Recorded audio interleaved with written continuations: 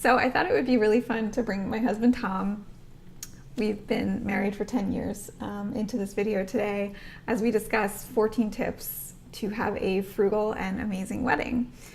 So as we, over the years, have been attending weddings of our friends and family, we always in private discuss how much people are spending on their weddings.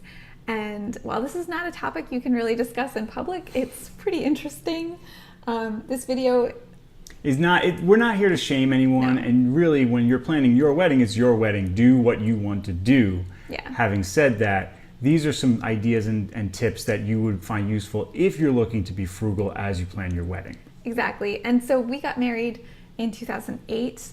And while that is 10 years ago, these tips, all of them apply today. So let's get into the tips. And before we do, I do have a quick book recommendation. That is Bridal Bargains. It's a book that I borrowed from the library, so I spent no money on it, and I got a couple of these ideas from it. But most of the ideas were through our own ingenuity and our own sort of inherent frugalness. So we're going to dive into our list of 14 tips. So our first tip has to do with the day after the wedding. If you've noticed at weddings, a lot of times there's a morning after brunch or breakfast reception. And we did that. We used the patio of the hotel we were staying, and we just got some bagels and some boxed coffee and some cream cheese. We were not vegan at the time, but you could go to any grocery store and get vegan cream cheese. And we got some Tropicana orange juice as well. So there was a plethora of things to enjoy.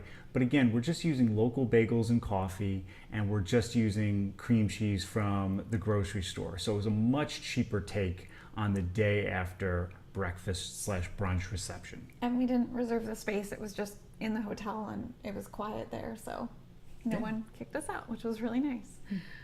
Our next tip is we kept our guest list quite cozy. And we did this through a number of ways. We asked our guests to bring their significant others only as their plus ones. So we didn't grant everyone a +1 access, which some people were a little unhappy with us for, but we were really on a very strict budget. So we kept our guest list of invitees to around 75 guests, and of that, 55 were there. So that was one way that we kept it very cozy and enjoyable for ourselves. Another thing you can do is the wedding favor. So the wedding favor that's going to cost you money, and think about the environmental implications of yet more stuff, right? So what we did instead, and we wanted to be environmental and we wanted to be frugal, so we just made a donation, put that in our wedding program, and I'm pretty sure we did two charities, one of which was the SPCA, #vegan, right? So we weren't even vegan, but we were concerned about animals at the time. Next tip, invitations. So when we did it, we sent out very, very simple, printed by us invitations, and we asked for replies via email or via phone call. So we saved postage and material costs right there. Our save the dates were postcards from the Jersey Shore town where we were married. So one postcard per guest. That too is very, very simple. Today in 2018 and beyond, you can digitize all of this stuff and do it all for free. Okay, our next tip is I did get my hair done that day. I didn't do it myself, but I had just called a salon in actually a neighboring Jersey Shore town that had a really nice salon and just said I wanted an updo and didn't tell them that it was my wedding day. And I brought a friend with me who also wanted to get a blowout. So the two of us went to the salon, and I just didn't say it was my wedding day. And if you do, you will get a wedding upcharge. So something to be aware of is if you want to get your hair done, don't let the salon know that it's your wedding day. Right. But how did you only go with one friend before your wedding? Well, that's a great question, and it leads to our next tip, which is that we had no bridal parties.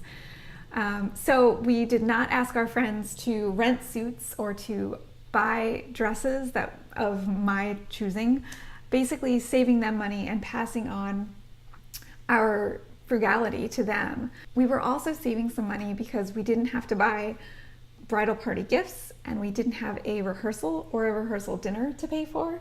So the night before the wedding, we did go out to eat with a few friends, but we just split it and treated it like any other night out with friends who happened to be in our wedding location the night before our wedding. So this was a great way to save money and then to pay it forward and not make our friends buy dresses that they would just wear once and rent suits that they had to pay for and then give back. Our next tip is dessert. So the wedding cake is a big part of the wedding, and there we did not go traditional at all. This was 2008, so cupcakes were definitely a big craze at the time, and we could have gotten some kind of, fancy cupcake bakery that would have charged us a lot, but we said cupcakes, that's enough. And so we actually went with Costco cupcakes, believe it or not. Yeah, we went with that. Obviously, you could look at vegan options if you want to keep it vegan, and Costco would not be your first choice. But doing that saved us, I can't even imagine the amount of money we saved on our dessert by going with simple Costco cupcakes. I remember that well, and we actually tasted some other cupcakes from other bakeries in the area, and we liked the taste of the Costco cupcakes the best. Like, it was the one cupcake that we could agree on. There was one, actually, there was a local bakery in the area that I really liked their cupcakes, and then Erin tried it and there was an eggshell. Talk about reasons to be vegan. There was an eggshell in it, and I could not, we saved money because of this, but I wanted to get Erin to agree to that place, and that eggshell killed it. Our next tip is be strategic about scheduling your wedding off season. So for example, don't have a wedding on the Jersey Shore over 4th of July or at Disney World over Christmas break. We had our wedding on the Jersey Shore like we wanted, but we did it before Memorial Day. We did it in early to mid-May, so we got to enjoy the beautiful weather on the Jersey Shore, but because it was before Memorial Day, it was off-season, and our guests and ourselves paid off-season hotel rates. We saved a lot of money doing it that way. Yeah, we really did. We also saved money on our photographer, which is our next tip.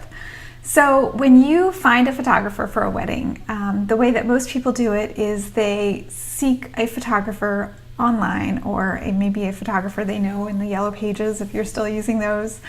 So what you're doing there is you're putting the power to set the cost of their service in their hands. And I flipped that.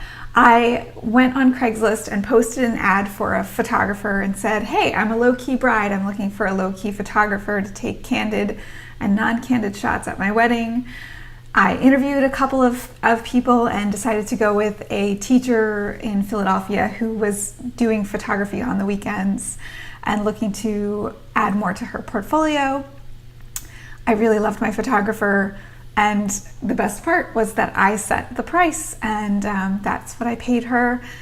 And finally, I also had a contract with her, and in that contract I specified that all of the photos would be licensed to us. So Tom and I would own our photos at the end of the day.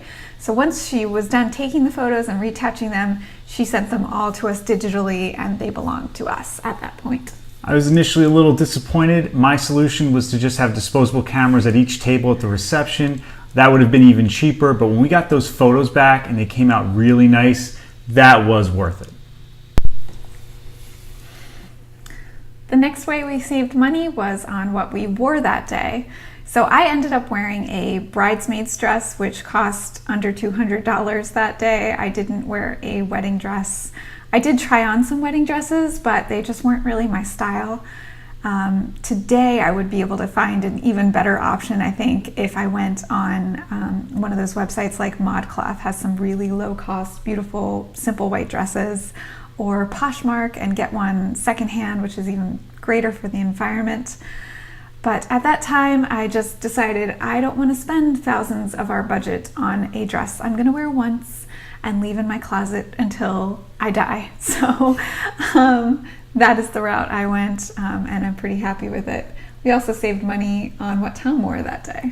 So I didn't rent anything. I bought a suit at the very fancy Nordstrom's. It was a suit that now is way out of style and has since been donated. But after the wedding, I was able to keep it, own it, and use it for job interviews and the occasional event where I would need a suit. So the next way that we saved money and also made it a really cool, awesome, connected day with our friends and our family was, while we did not have a bridal party, we did involve our friends in just about everything to do with our wedding. So I had a dear friend who arranged my flowers that day. She had taken a flower arranging class in college, and she was excited to do that as part of her gift to us. So she arranged my bouquet, she arranged the table arrangements, and she also put together a really beautiful wreath that I wore that day. I also had one of my dearest friends do my makeup.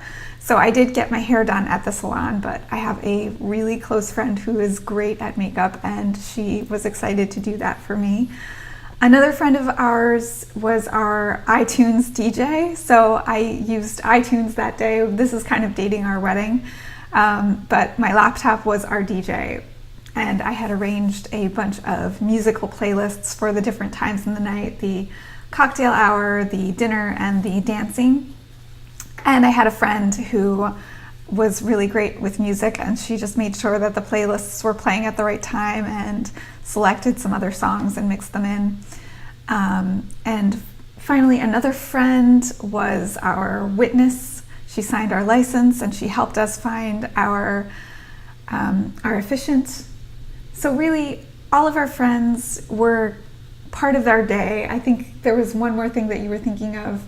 Well, so some of our friends helped us clean at the end of the night and take supplies and get them into our car. We'll talk about why we needed our friends to do that later in this video. Our next tip is drinks for the reception. So in America, it's kind of a cultural expectation and cultural norm that there is alcohol at the wedding, and we were no different. We went about it a little cheaper than most though. So as far as drinks, we had beer and wine. For the beer, there was a local liquor store. We got 2 kegs from them. This was a long time ago, so it was before the craft beer craze. So that might be a little bit more expensive now if you go the craft beer route. For the wine, that's where we really saved a lot of money. So we had our caterer assign one person to be our bartender. So we had one bartender for our 50 plus guests.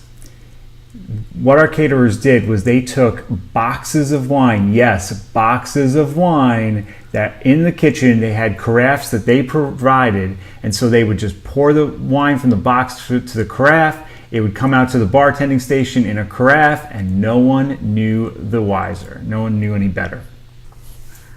Okay, we're getting to our top 2 tips now. And of course, the next tip has to do with food, which is, in my opinion, the most important part of the wedding day. And it was the most fun to go to all the tastings and try all the different caterers out. So our tip here is to choose a location that allows you to select your caterer by your own choice. So basically, choose a location without on-site catering requirements, which is what we did. We had a beautiful space down the shore, and we checked out a few local restaurants until we found one that had a really great rate for a buffet style meal. A buffet style meal is another way to sort of save money versus a sit-down dinner. But basically, find a really good caterer that you like, but that's also a good rate.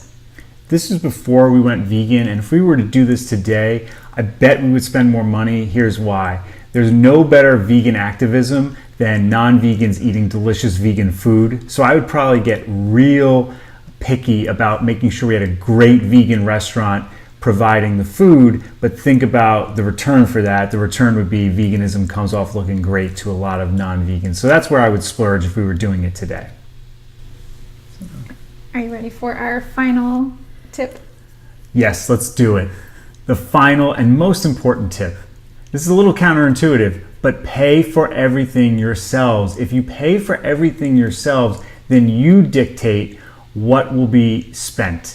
You are in control of your own destiny, and you can set an agenda that prioritizes being frugal. So definitely pay for it yourself, and then you can keep track of what's being spent and only buy the things you want to buy. Yeah, so hopefully you found all of these tips helpful. I'm really excited to hear some other tips that you have if you have had a frugal wedding, or if you're planning one now, or if you're just thinking about the future. So please comment down below with some other ideas, and give this video a thumbs up and subscribe. Thanks.